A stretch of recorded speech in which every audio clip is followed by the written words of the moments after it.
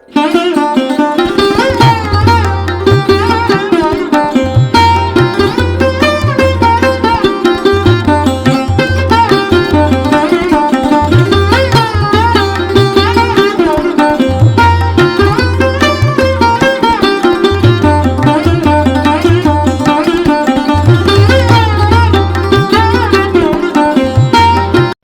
Friends, எல்லாருக்கும் வணக்கம். பெண்களுக்கு எப்போவுமே எல்லா நாளும் ஒரே மாதிரி இருக்காது. சில நாள் சுறுசுறுப்பாகவும், சில நாள் ரொம்பவே சோம்பேறித்தனமாகவும் இருக்கும். சில நாள் ஸ்டார்ட் பண்ணுறதே நமக்கு ஒரு வித டென்ஷனோடையும் ஸ்ட்ரெஸ்ஸோடையும் ஸ்டார்ட் பண்ணுவோம். இந்த மாதிரி ஒரு நாளை நாம் எப்படி நமக்கு ஏற்ற நாளாக மாற்றலாம் அப்படின்றத நாம் இந்த வீடியோவில் பார்க்கலாம். இன்றைக்கி மார்னிங் ரொம்பவே காலையிலே கொஞ்சம் மனசில் ஒரு வித கவலையோடு தான் இந்த டே எனக்கு ஸ்டார்ட் ஆணுச்சு. ஒரு வித டென்ஷனில் இருந்தாலும் சரி, நம்ம வீட்டில் முக்கியமாக நம்ம செய்ய வேண்டியது ஹெல்த்தியான சாப்பாடு. அதை மாதிரி நம்ம சாப்பிட்டா தான் நம்மளோட மனசுமே நல்லாயிருக்கும். ஸோ காலையில் ரொம்ப சிம்பிளாக கோதுமை தோசையும் தேங்காய் சட்னியோட எங்களோட பிரேக்ஃபாஸ்ட் முடிஞ்சிச்சு. மதியத்துக்கு குழம்பு ஹஸ்பண்டுக்கு கொடுத்து விடுவேன். சிம்பிளாக இன்றைக்கி மோர் குழம்பு செய்யலான்னு சொல்லி தான் எடுத்துருக்கிறேன். அதுக்கு தேங்காய், ஜீரகம், இஞ்சி, பூடு, மிளகாய், கொஞ்சமாக மஞ்சள் தூளும் சேர்த்து நல்லா இந்த மாதிரி ஃபைன் பேஸ்ட்டாக நான் அரைச்சி எடுத்துக்கிட்டேன்.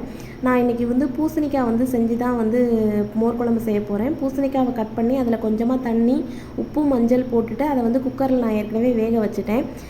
இந்த பீட்ரு வாங்கி ரொம்ப நாளாகவே கேக் ஒரு கொஞ்ச நாள் செஞ்சதுக்கப்புறம் வேஸ்ட்டாகவே இருக்குது. சரி, இதை வச்சே நம்ம இன்றைக்கி மோர் கடைஞ்சிடலாம் அப்படின்னு சொல்லிட்டு அதை எடுத்து மோர் கடையை ஆரம்பிச்சிட்டேன். மிக்சியில் ஒரு சுற்று விட்டிங்கனாலே நல்லா மோர் கடைஞ்சி நமக்கு கிடச்சிரும். இப்போ குக்கரில் ஒரு 2 விசில் தான் விட்டேன். பூசணிக்காய் நல்லா இந்த மாதிரி கட் பண்ணுற அளவுக்கு வெந்து வந்துருச்சு. ஸோ இப்போ நான் நம்ம அரைச்சி வச்சுருக்க தேங்காய் இருக்கு இல்லையா, அதை இதில் சேர்த்துட்டு ஒரே ஒரு கொதி வந்ததுக்கப்புறம் நாம் அடுப்பை ஆஃப் பண்ணிடலாம். நம்ம இதுக்குன்னு வேறு பாத்திரம்லாம் எடுக்க வேண்டாம், அதே குக்கர்லேயே நம்ம செஞ்சிடலாம். இப்போ பாருங்கள், ஒரு கொதி வந்துருச்சு. வந்ததுக்கப்புறம் நான் அடுப்பை ஆஃப் பண்ணிவிட்டு நம்ம கடைஞ்சி வச்சுருக்கிற மோரை அதில் சேர்த்துடலாம். ரொம்ப எளிமையாக செய்யணும் அப்படின்னா நம்ம இந்த மோர் குழம்பு செஞ்சால் போதும். ஒரு 10 நிமிஷத்தில் நமக்கு வேலை முடிஞ்சிடும். அது இந்த மாதிரி குக்கரில் நீங்கள் காய் வேக வச்சிங்கனாலே போதும். 10 நிமிஷம் தான், 10 நிமிஷமே அதிகம்தான் இந்த மோர் குழம்பு செய்கிறதுக்கு. இப்போ மோர் சேர்த்துட்டு நல்லா கலந்து விட்டுட்டு இதுக்கு நம்ம ஒரு தாளிப்பு மட்டும் செஞ்சுட்டோம்னா போதும். நமக்கு மோர் குழம்பு ரெடி ஆயிரும். இதில் இஞ்சியெல்லாம் சேர்த்து நம்ம அரைச்சிருக்கனால மதியத்துக்கு தாராளமாக நம்ம இதை கொடுத்து விடலாம். ரொம்பவே புளிப்பெல்லாம் ஏறாது.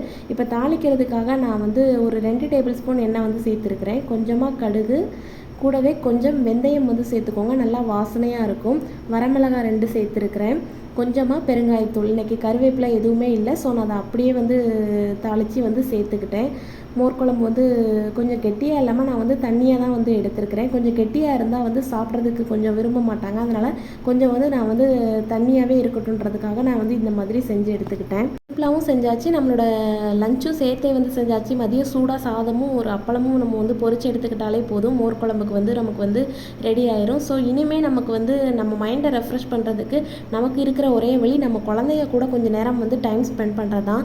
குழந்தைங்கள இன்றைக்கி அவங்க ஆசைப்பட்ட மாதிரியே பால்கனியில் உட்கார வச்சு விளையாட விட்டேன். அதில் இருக்கிற கொஞ்சம் மண்ணெல்லாம் எடுத்து அவங்க விளையாண்டாங்க. ரொம்பவே அழுக்காக இருந்ததுனால சரி பால்கனியே சேர்த்து க்ளீன் பண்ணிடலாம் அப்படின்னு சொல்லிட்டு பால்கனியும் நல்லா க்ளீன் பண்ணிவிட்டு திரும்பவும் கொஞ்சம் நேரம் குழந்தைங்கள அந்த இடத்துல விளையாட விட்டுருந்தேன். ஏன்னா இன்றைக்கி வெயில் கொஞ்சம் அதிகமாக பால்கனியில் வரல. ஸோ கொஞ்சம் நேரமே பால்கனியில் உட்காந்து கொஞ்சம் வேடிக்கை பார்க்கவும் செஞ்சோம். நம்ம மைண்டு கொஞ்சம் ஒரு மாதிரி இருக்குனாலே போதும். நமக்கு கொஞ்சம் நம்ம வீட்டை தாண்டி கொஞ்சம் வெளியில் வரணும். வெளியில் நம்மளால் போக முடியல அப்படின்னா இந்த மாதிரி ஒரு பால்கனி அந்த மாதிரி இருக்கிற இடத்துல கூட நம்ம கொஞ்ச நேரம் நம்ம மைண்டை ரெஃப்ரெஷ் பண்ணிக்கிறது நல்லது. நம்ம மைண்டை ஒரு சோகமாகவோ கவலையாகவோ இருக்கும்போது நம்ம அதவே யோசிச்சுக்கிட்டே இருந்தோம் அப்படின்னா நம்மளால் அடுத்தடி என்றைக்குமே எடுத்து வைக்க முடியாது. ஸோ நம்ம மைண்டை நம்மளே மாற்றிக்கிறதுக்காக ஒரு சில வேலைகளை நம்ம எடுத்து வச்சு செய்யலாம். இப்போ நான் ட்ராவல் பண்ணுறதுக்கு நெக்ஸ்ட் வீக் எல்லாமே ப்ரிப்பேர் பண்ணோம். சரி, ஒரு சில வேலைகளை நம்ம அதுக்காக செஞ்சு வச்சிடலாம் அப்படின்னு சொல்லிட்டு குழந்தைங்களை கூட்டிகிட்டு கண்டிப்பாக ட்ரெயினில் நம்ம ட்ராவல் பண்ணுறோம் அப்படின்னா அவங்களுக்கு ஒரு சில மெடிசன்லாம் நம்ம கொண்டு போகணும். அதில் முக்கியமாக இருக்கிறது ORS, அதை மறந்துடாதீங்க. பேராசிட்டமால் சிரப் எடுத்துருக்கிறேன். மோஷன் போகிறது, வாமிட் அந்த மாதிரி பிரச்சனைக்குள்ள சிரப்பும் நான் எடுத்து வச்சுருக்கிறேன். ஸோ எமர்ஜென்சி பாக்ஸ் ரெடி பண்ணி வச்சுட்டேன். ஸோ நம்ம இந்த மாதிரி நம்மளோட ஒரு சில தேவைகளை இந்த மாதிரி நம்ம மைண்ட் இருக்கும்போது எடுத்து வச்சு செஞ்சோம் அப்படின்னாலே நம்ம மைண்டு கொஞ்சம் நமக்கு ரிலாக்ஸாக இருக்க மாதிரி இருக்கும். இப்போ நம்ம ட்ராவல் பண்ணுற டயத்துக்கு நம்ம இப்போவே கொஞ்சம் ப்ரிப்பேர் பண்ணியும் வச்சுக்கிட்டோம் அப்படின்னா போதும். ட்ராவல் பண்ணுற டயத்துலையும் நம்ம கஷ்டப்பட்டு எல்லா வேலையும் செய்ய வேண்டிய அவசியம் இருக்காது. ஸோ நான் பேக் எல்லாமே க்ளீன் பண்ண வேண்டியது இருந்தது. ட்ராவல் பேக் எல்லாத்தையுமே எடுத்துகிட்டு அதில் ரொம்ப தூசி வந்து இருந்தது. நம்ம டெல்லியில் வந்து நம்ம கூப்பிடாமலே நம்ம வீட்டுக்கு வர்ற விருந்தாளினா இந்த டஸ்ட்டு தான். அவ்வளோ ஒரு டஸ்ட் வந்து இருக்கும். நம்ம டெய்லியுமே க்ளீன் பண்ணாலுமே நம்ம வீட்டில் வந்து அவ்வளோ ஒரு டஸ்ட் வந்து கலெக்ட் ஆகியிருக்கும்.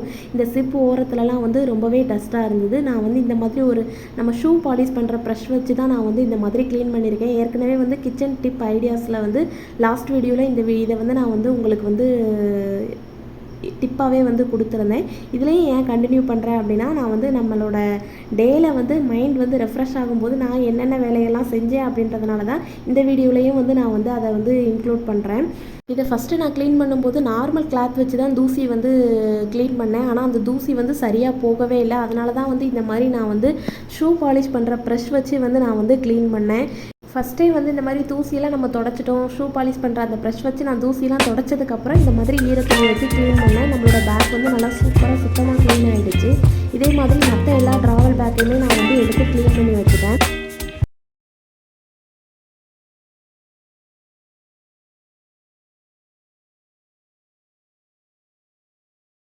வேலை வந்து கொஞ்சம் ஸ்ட்ரெஸ்ஸாக சோம்பேறித்தனமாக இருக்கிற நாளில் வந்து மதியம் கொஞ்சம் நேரம் டைம் கிடச்சாலும் நிம்மதியாக ஃப்ரெஷ்ஷாக வந்து ஒரு அரை மணி நேரமாவது உங்களுக்கு தூங்க டைம் கிடச்சா தூங்கி எந்திரிச்சிட்டு அதுக்கப்புறம் ஈவினிங் வேலைகளை வந்து நீங்கள் வந்து ஸ்டார்ட் பண்ணுங்கள். உங்களோட மைண்ட் வந்து ரொம்பவே வந்து ரிலாக்ஸாக இருக்கும்.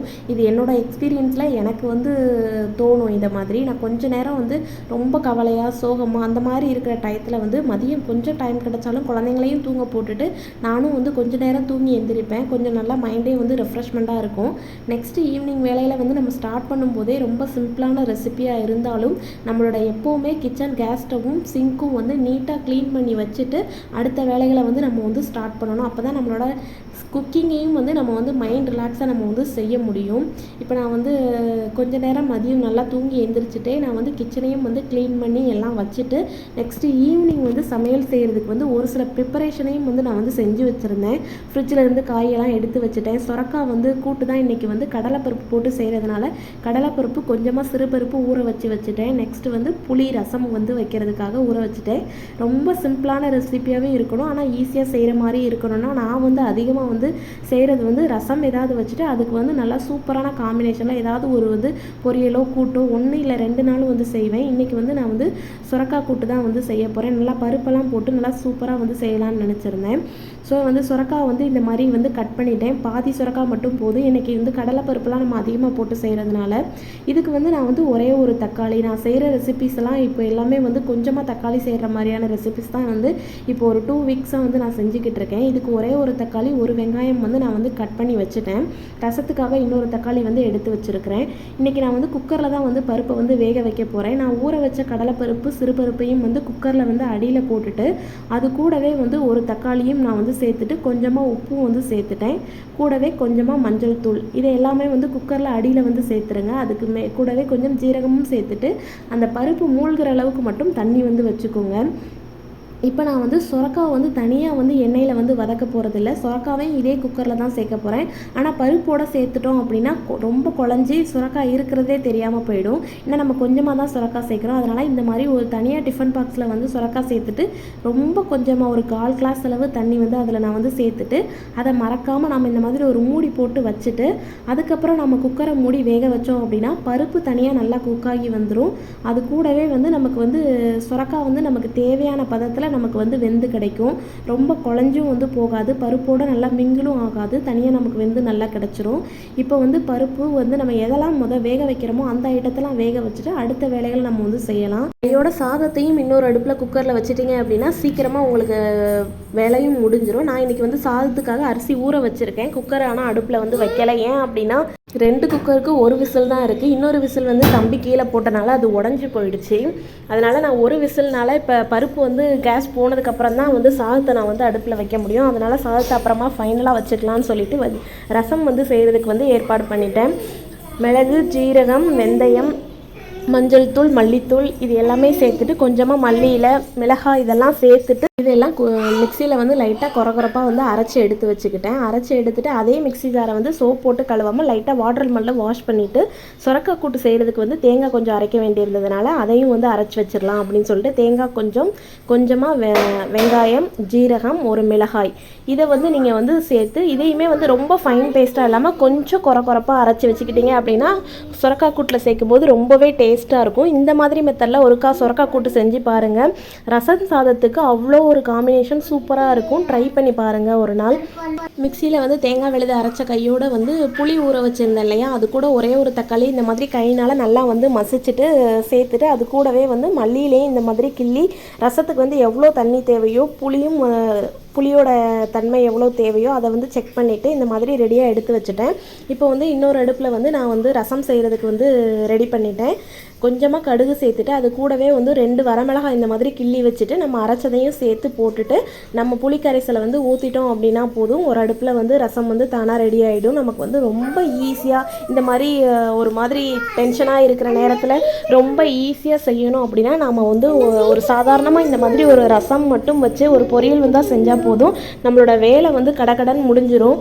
ரசம் வந்து ரெடி ஆகிறதுக்குள்ளே குக்கரில் விசில் வந்து நல்லா கேஸும் ஃபுல்லாக வந்து போயிடுச்சு. இப்போ பாருங்கள், கீழே வந்து பருப்பு வந்து எப்படி சூப்பராக வந்து வெந்து வந்திருக்கு. மேலே வந்து சுரக்காய் தனியாக வந்து குழையாமல் வெந்து நமக்கு வந்து கிடச்சிருச்சு. இப்போ வந்து ரசத்தை வேறு அடுப்பில் மாற்றி வச்சுட்டு இன்னொரு அடுப்பில் வந்து கூட்டையும் தாளித்து வந்து ரெடி பண்ணிடலான்னு சொல்லிட்டு எடுத்து வச்சுட்டேன். 2 டேபிள் ஸ்பூன் எண்ணெய், கொஞ்சமாக கடுகு, இது கூடவே வந்து ஒரு வரமிளகாய் வந்து சேர்த்துக்கோங்க, நல்லா வாசனையாக இருக்கும். ஒரு பெரிய வெங்காயத்தை வந்து கட் பண்ணி வச்சுருக்கிறேன், அதையும் வந்து சேர்த்துக்கிறேன். சேர்த்துட்டு நம்மளோட கடலைப்பருப்பு, சுரக்காய் கூடவே நம்ம அரைச்சி வச்சுருக்க தேங்காய் விழுது இது எல்லாத்தையும் ஒன்றா சேர்த்துட்டு ஒரு 2-3 கொதி வர்ற அளவுக்கு நம்ம விட்டுட்டு அதுக்கப்புறம் வந்து அடுப்பு ஆஃப் பண்ணிடலாம். உங்களுக்கு இந்த மாதிரி கொஞ்சம் அதிகமாக தண்ணியாக இருக்குது, கெட்டியாக வேணும் அப்படின்னா கொஞ்சம் நேரம் வந்து கொதிக்க விட்டுட்டு ஆஃப் பண்ணால் போதும். இல்லை அப்படின்னா நீங்கள் ஆஃப் பண்ணாலே கொஞ்சம் நேரம் கழித்து அதுவே நம்ம பருப்பெல்லாம் சேர்த்துருக்கனால கட்டியாயிரும். சமைக்க வந்து பாத்திரத்தை வந்து கையோட சிங்கில் எடுத்து போட்டுட்டோம் அப்படின்னா நமக்கு பாத்திரம் விளக்குற வேலை வந்து பெரிய விஷயமா வந்து தெரியாது. இப்போ நான் வந்து கேஸ்கட் அந்த விசிலில் இருந்து எடுத்து இப்போ சாதத்தையும் ஃபைனலாக வந்து அடுப்பில் வச்சுட்டேன். ரொம்ப ஈஸியாக என்னோடய வேலை வந்து முடிஞ்சிருச்சு. ஒரு அரை மணி நேரம் தான் இன்றைக்கி என்னோடய சமையல் வந்து ரொம்பவே ஈஸியாக முடிஞ்சிருச்சு. கையோட பாத்திரத்தையும் வந்து ஃபுல்லாக நான் வந்து க்ளீன் பண்ணுறதுக்காக எடுத்து போட்டுட்டேன். நம்ம வந்து காய்கறி வெட்டும்போது நான் எப்போவுமே சொல்கிறது தான், இந்த மாதிரி ஒரு பிளேட்டோ ஒரு கிண்ணமோ அதில் வந்து வச்சுட்டு நம்ம வந்து காய்கறி வேஸ்ட்டெல்லாம் போட்டோம் அப்படின்னா நம்ம கிச்சன் கவுண்டர் டாப் வந்து ரொம்பவே வந்து அழுக்காகாது. நமக்கு வந்து ஏற்கனவே டென்ஷனாக இருக்கும், இந்த கவுண்டர் டாப் க்ளீன் பண்ணுறது பெரிய கஷ்டமாக இருக்கும். அதுக்கு இந்த மாதிரி செஞ்சோம் அப்படின்னா க்ளீனிங் வேலை நமக்கு வந்து சமைச்சு முடித்தோடனே க்ளீனிங் வேலை ரொம்ப பெருசாக தெரியாது, ஈஸியாக முடிஞ்சிடும். இப்போ பாருங்கள், சுரக்காய் கூட்டை நான் வந்து இன்னொரு பாத்திரத்தில் வந்து மாற்றிட்டேன். ரொம்பவே சூப்பராக இருக்கும். இந்த மெத்தடில் ஒருக்கா வந்து சுரக்காய் கூட்டு வந்து செஞ்சு பாருங்கள். இப்போ புளிக்கரைசல் கரைச்சி அதே பாத்திரத்தில் ரசத்தையும் ஊற்றி வச்சு இந்த மாதிரி எடுத்து வச்சுட்டேன். கேஸ் போடுறதுக்காக சாதம் வந்து அடுப்பில் இருக்குது, ஹாட் பாக்ஸையும் வந்து போடுறதுக்காக எடுத்து வச்சுட்டேன். கையோட வந்து கவுண்டர் டாப்பையும் லைட்டாக வந்து க்ளீன் பண்ணி விட்டுட்டு சிங்கில் வந்து பாத்திரம் எதுவுமே இல்லாமல் கழுவியும் விட்டுட்டேன். அதுக்குள்ளே தம்பி வந்து இன்றைக்கி கொஞ்சம் நேரம் தூங்கினான். தூங்கி எழுந்து வந்து கொஞ்சம் நேரம் அவனும் வந்து அழுதுகிட்டு இருந்தான். சரி, அவனை கொஞ்சம் நேரம் சமாதானப்படுத்திட்டு குழந்தைங்களுக்கு வந்து பாலை வந்து காய்ச்சி அவங்களுக்கும் வந்து பால் கொடுத்துட்டு அதுக்கப்புறம் வந்து நம்ம குழந்தைங்கள வந்து கொஞ்சம் நேரம் வெளியில் கூட்டிகிட்டு போகலாம், அப்போ தான் நமக்கும் கொஞ்சம் மைண்டு நல்லாயிருக்கும் அப்படின்னு சொல்லிட்டு விளையாட கூப்பிட்டு போனேன். நான் கூட்டிகிட்டு போகும்போது ஒரு 7 o'clock கிட்ட ஆயிடுச்சு. ஆனால் வந்து கொஞ்சம் கூட வெளிச்சம் வந்து போகவே இல்லை, நல்லா வெளிச்சமாக இருந்தது. சில டென்ஷனோ கவலையோ கோபமோ எது வந்தாலும் மைண்டை வந்து இந்த மாதிரி ரெஃப்ரெஷ்மெண்ட் பண்ணுறதுக்கு நம்மக்கிட்ட இருக்கிறது ஒரே வழி நம்மளோட குழந்தைங்க தான். அவங்களோட சந்தோஷத்தை பார்த்தா நம்மளோட மனசில் உள்ள மனக்கவலையிலேருந்து டென்ஷன்லேருந்து எல்லாமே வந்து போயிடும். எல்லாருமே இதை வந்து ட்ரை பண்ணுங்கள். குழந்தைங்க கூட ரொம்ப அதிகமாக வந்து டைம் ஸ்பெண்ட் பண்ணுங்கள். குழந்தைங்கள விளையாட கூட்டிகிட்டு போயிட்டு வந்துட்டு சூப்பராக வந்து சாதமும் ரசமும் சூப்பரான சுரக்காய் கூட்டோட வந்து நம்மளோட டின்னரும் வந்து ரொம்பவே முடிஞ்சிருச்சு. இன்றைக்கி வீடியோவில் எந்த பார்ட் உங்களுக்கு ரொம்ப பிடிச்சிருந்ததுன்னு மறக்காமல் சொல்லுங்கள். நம்ம வீடியோவில் நிறை குறைகள் ஏதாவது இருந்தால் கண்டிப்பாக கீழே கமெண்டில் வந்து சொல்லுங்கள். உங்களுக்கு எந்த மாதிரியான வீடியோஸ் வந்து வேணும் அப்படின்றதையும் மறக்காமல் கீழே கமெண்டில் சொல்லுங்கள். இந்த வீடியோ பிடிச்சிருந்தது அப்படின்னா மறக்காமல் நம்ம சேனலை லைக் பண்ணி ஷேர் பண்ணுங்கள், சப்ஸ்கிரைப் பண்ணுங்கள். தேங்க்யூ.